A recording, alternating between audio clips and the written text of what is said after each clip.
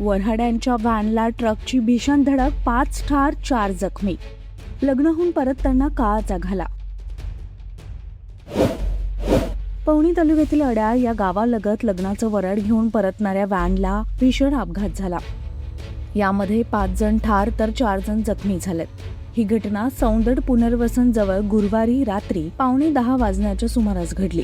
व्हॅनचा अक्षरशः चेंदामेंदा झाला. घटनास्थळावरील चित्र अत्यंत विदारक होते.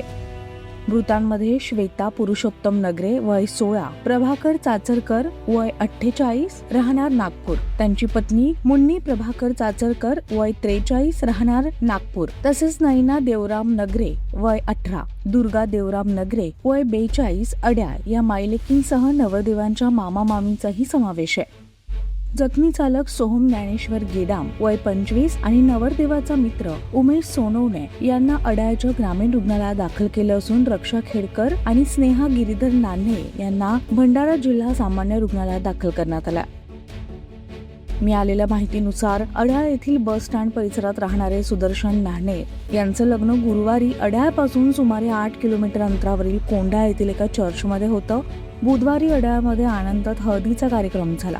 कोंढा येथे गोरज मुहूर्तावर असलेलं लग्न आटोपल्यावर रात्री वऱ्हाडी एका व्हॅननं MH36Z0861 अड्याळला निघाले. वऱ्हाड्यांची पहिली खेप पोहोचवून दुसरी खेप आणत असतानाच अगदी गावालगतच्या सहाय्यतानगर सौंदड पुनर्वसन परिसराजवळच हा अपघात घडला.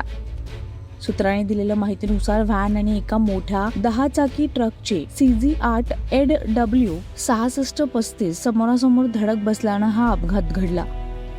या अपघाताचं वृत्त कोंढा येथील लग्न समारंभस्थळी पोहोचताच एकच कल्लोळ उडाला.